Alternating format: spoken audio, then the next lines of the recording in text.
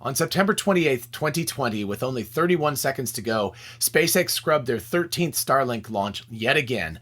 This time due to weather not being quite good enough to launch at the exact time the Falcon 9 needed to launch. Stage are pressurizing for launch. Hold. This is a Starlink L12 scrub due to weather violations. Prepping for a launch is a very expensive procedure, obviously. Most rocket companies therefore have launch windows of minutes to hours. So why does SpaceX have instantaneous launch windows, and what can they do to increase this time if they wanted to?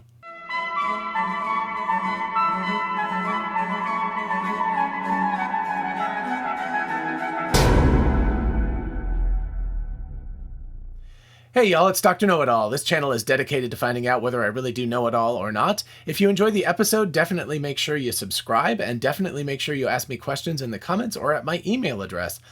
Also, if you don't know and you're watching this before October 10th of 2020, please be sure to check out this video. We've got a 500 subscriber giveaway going on right now, so you can enter it, and you can be entered to get a copy of the Atlas Obscura right there. So definitely enter if you'd like a copy of that book. It's super, super cool.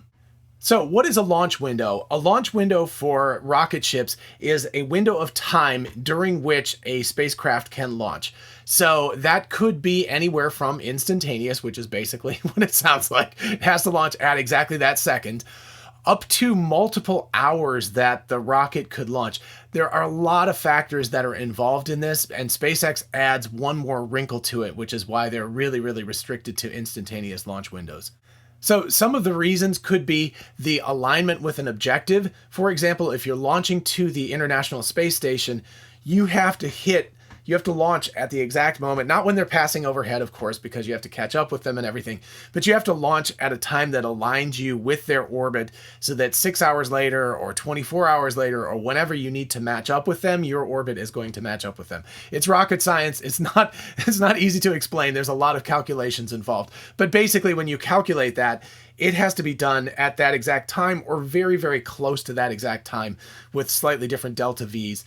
And then, of course, you have to have a margin of safety, especially for human-rated flights, so that you've got to have a little extra fuel involved. So that's definitely one thing.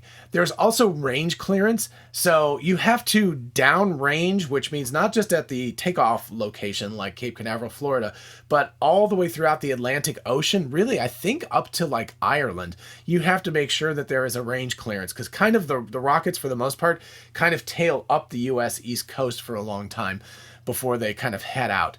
And that's especially true for human-rated spaceflight because they need to bail out someplace close to shore.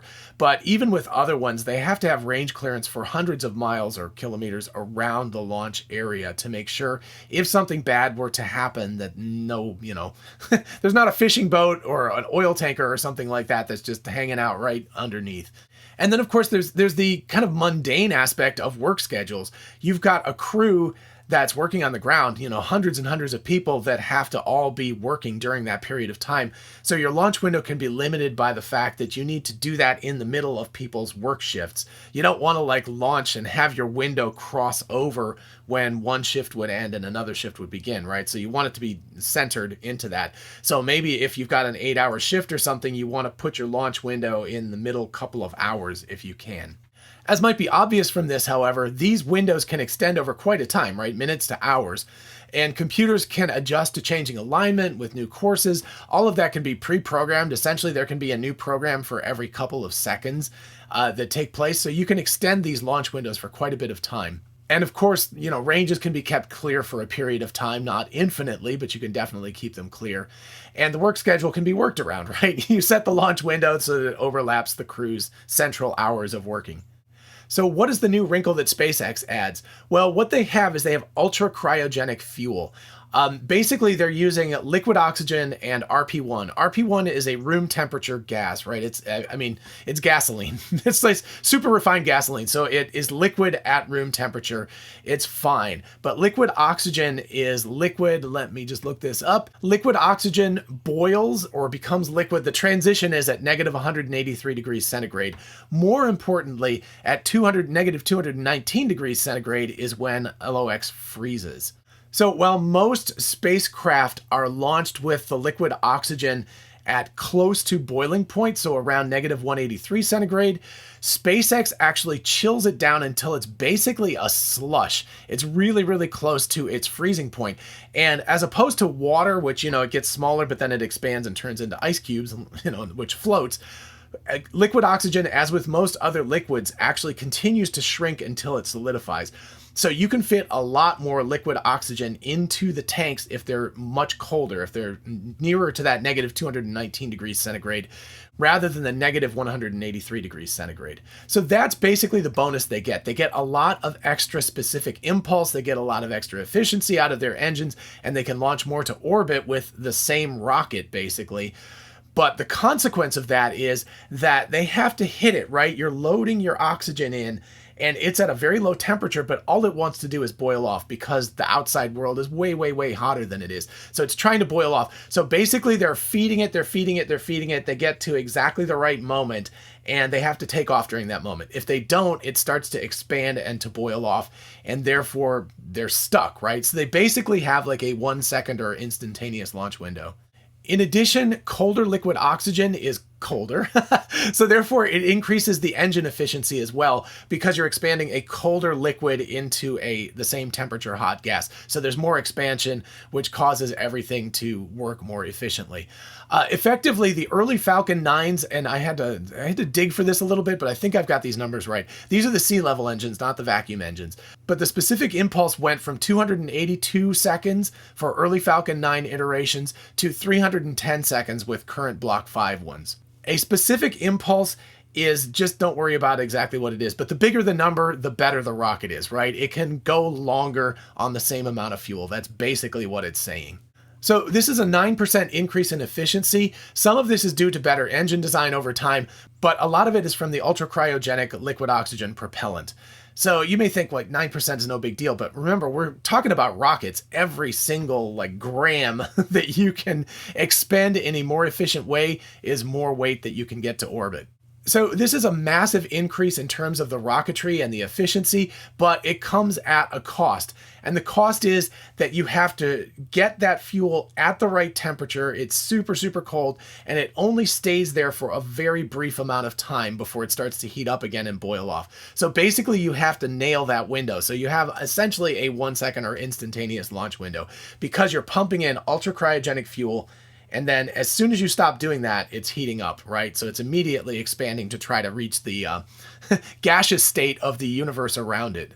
So if that doesn't happen, they have to scrub and they have to try again another day.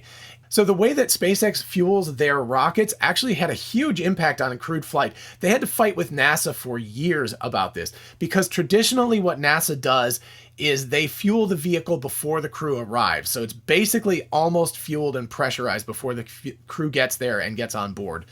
NASA deemed this to be a much safer way to go. With the Falcon, the crew arrives, they get into their spacecraft, and then the craft is fueled.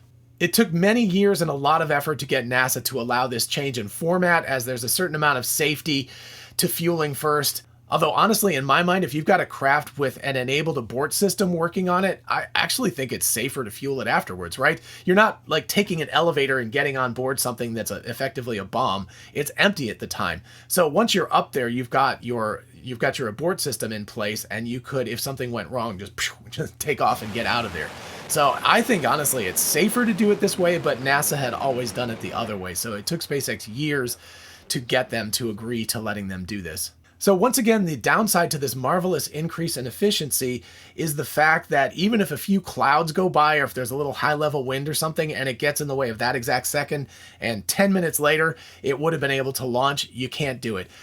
There was crewed launches. I think it was the second attempt to launch the Crew Demo Mission 1, the first human-rated flight that went up, and they had to cancel because of weather. And the people in charge were like, if we just had 10 more minutes, it would be fine, but we don't. And so people, I think, asked that question. They were like, well, why didn't you have 10 more minutes? Well, this is why. It comes down to the fueling and the way that the fuel is exactly timed to be at the right temperature at the right time. Is there a way to fix this? Well, yes, with uncrewed flights at least there should be. And actually it turns out that there is on the books, although I've never seen it actually happen. If anybody actually has, please do let me know in the comments. I would be very curious to find out if this has ever happened in real life. So the solution is to do a partial scrub.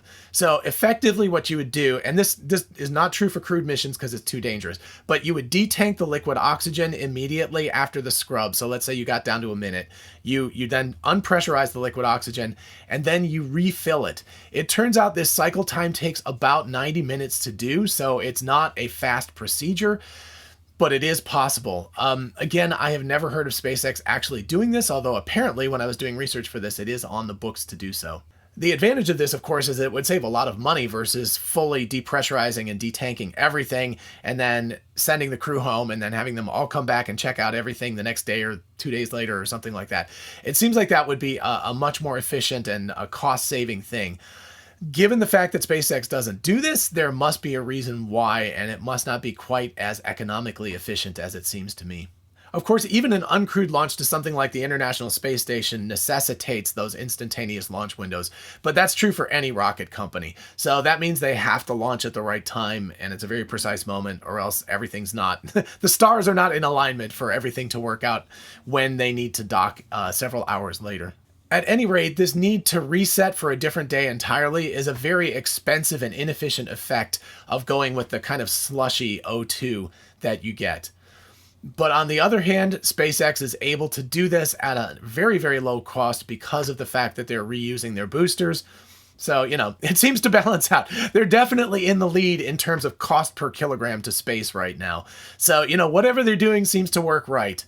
Liftoff of the Falcon 9 and Crew Dragon. Go NASA, go NASA, go SpaceX. Godspeed, Spot and Doug. I hope you found this episode enjoyable and a little bit educational if you didn't know about instantaneous launch windows and stuff. If you did enjoy the video, definitely make sure you like and subscribe. And also, if it's before October 10th, make sure you check out the other video so that you can be involved in our 500 subscriber giveaway. And certainly ask me questions in the comments or at my email address, which is DrKnowItAllKnows@gmail.com. Till next time, bye-bye.